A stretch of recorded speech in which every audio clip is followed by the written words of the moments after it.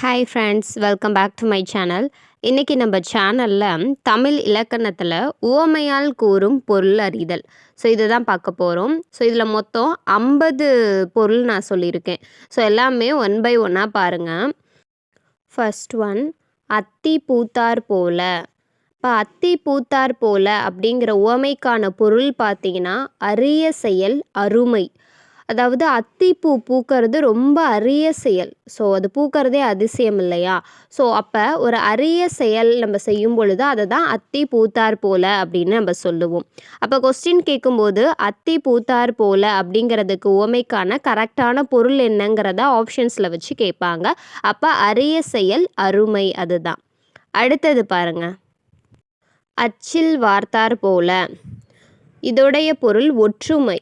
அதாவது அச்சில் வார்த்தார் போலனா அப்படியே ஒரே மாதிரி அச்சு அடித்த மாதிரி, அதாவது ஒரே டிட்டோவாக இருக்கிறது. ஸோ அப்படி இருக்கிறத தான் நம்ம என்னென்னு சொல்லுவோம்னா அச்சில் வார்த்தார் போலன்னு சொல்லுவோம். ஒற்றுமையாக இருக்கிறதுக்கு இதை யூஸ் பண்ணுவோம். அடுத்தது அடியற்ற மரம் போல. ஸோ அடியே இல்லாத மரம் என்ன பண்ணும்? விழுந்துரும் இல்லை, இருக்காது. ஸோ அதுதான் விழுதல் அப்படிங்கிற பொருள் வரும். இதோடைய உவமை பொருள் அடியற்ற மரம் போல அப்படின்னா விழுதல். அடுத்து அணி வகுத்தார் போல.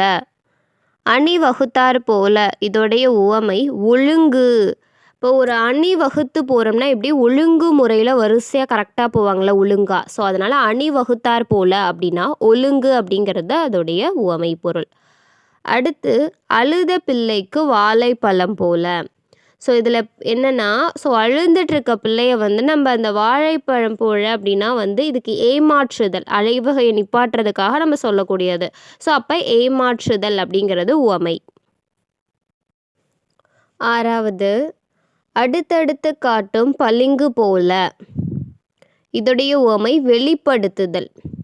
அதாவது பளிங்கு கற்கள் பார்த்திங்கன்னா அதில் போனோன்னா அடுத்தடுத்து அதில் என்ன இருக்கோ அதை அப்படியே பிரதிபலிப்பாக அந்த பளிங்குல காட்டும். ஸோ அதனால தான் அதை வெளிப்படையாக காட்டுது இல்லையா? ஸோ அதுதான் வெளிப்படுத்துதல். அப்போ அடுத்தடுத்து காட்டும் பளிங்கு போல அப்படின்னா அந்த இடத்துல வெளிப்படுத்துதல்ங்கிற உவமை பொருள். அடுத்து அன்றலர்ந்த மலர் போல. அன்றலர்ந்த மலர் போல அப்படின்னா புத்துணர்ச்சி. ஸோ அன்னைக்கே மலர்ந்த ஒரு மலர் எப்படி இருக்கும்? புத்துணர்ச்சியாக இருக்கும். ஸோ அதுதான் புத்துணர்ச்சி உவமை.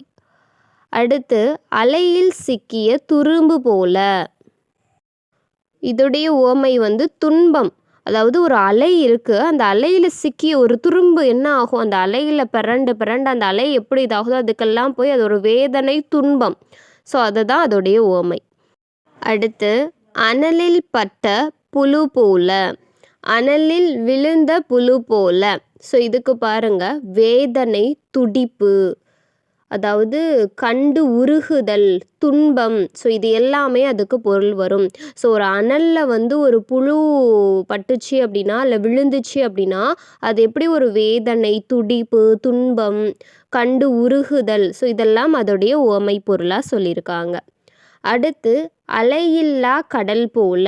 ஸோ அலையே இல்லாத கடல் எப்படி இருக்கும்? ரொம்ப அமைதியாக இருக்கும். ஸோ அந்த அலை சவுண்டு தான் எப்பயும் கேட்டுகிட்டே இருக்கும். ஆனால் அலையே இல்லாத கடல் எப்படி? ரொம்ப அமைதியாக இருக்கும். ஸோ அமைதிங்கிறது தான் உவமை பொருள். ஸோ அடுத்து 11வது, அரை கிணறு தாண்டியவன் போல. ஸோ முழு கிணறு இருக்குது, அது அரை கிணறை மட்டும் தாண்டியவன் என்ன? ஆபத்து. ஸோ அவனுக்கு ஆபத்து. ஸோ அப்போ அரை கிணறு தாண்டியவன் போல அப்படின்னா ஆபத்து. அடுத்து அகழ்வாரை தாங்கும் நிலம். ஸோ அகழ்வாரை தாங்கும் நிலம் போல அப்படின்னா என்ன? பொறுமை. ஸோ நம்ம எவ்வளோதான் அந்த நிலத்தை இது பண்ணாலும் அது பொறுமையாக இருக்கு இல்லையா? ஸோ அப்போ பொறுமையை சொல்கிறாங்க. அடுத்து ஆற்றில் கரைத்த புலி போல. ஸோ ஆற்றுல போய் ஒரு புளியை கரைச்சோன்னா அது நம்மளுக்கு பயன்படுமா? ஸோ பயன் இல்லாமை. ஸோ பயனின்மை தான் அதோட உவமை. ஆழம் தெரியாமல் காலை விட்டார் போல. ஸோ ஆழமே தெரியாமல் காலை விடுறதுங்கிறது ஒரு அறியாமை, அறியாமையால் செய்கிற செயல். ஆப்ப செய்த குரங்கு போல. ஸோ இதோடைய உவமை வந்து வேதனை இல்லைன்னா சிக்குதல். ஸோ இது ஒரு கதை கூட இருக்குது. அதாவது ஆப்பு அசைக்கும் பொழுது அந்த குரங்குடைய வாழை அதில் மாட்டி அந்த குரங்கு வேதனைப்பட்டு இதாகும். ஸோ அதனால தான் ஆப்பசைத்த குரங்கு போல அப்படின்னா வேதனை சிக்குதல் அப்படிங்கிற பொருள்.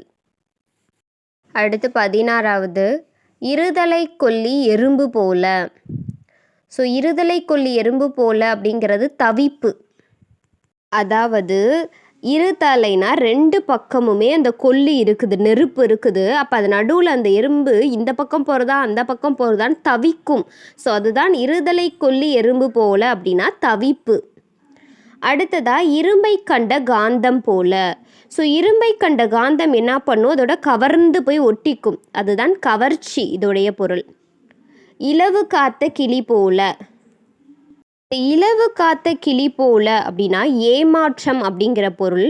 ஸோ இதில் எப்படி அப்படின்னா இந்த இலவம் பஞ்சு மரம் இருக்கு இல்லையா, ஸோ அதில் இந்த கிளி உட்காந்துட்டு அந்த இலவங்காய் வந்து பல்லுக்கும் நம்ம சாப்பிடலாம் அப்படின்னு சொல்லிட்டு, ஆக்சுவலி அந்த காய் வந்து காஞ்சு போச்சுன்னா அது உள்ள பஞ்சு தான் இருக்கும் அந்த இலவம் பஞ்சு மரம். ஸோ ஆனால் இந்த கிளி வந்து அது பல்லுக்கும் நம்ம சாப்பிட்லான்னு சொல்லிட்டு அந்த மரத்தில் உட்காந்து ஏமாந்து போகும்.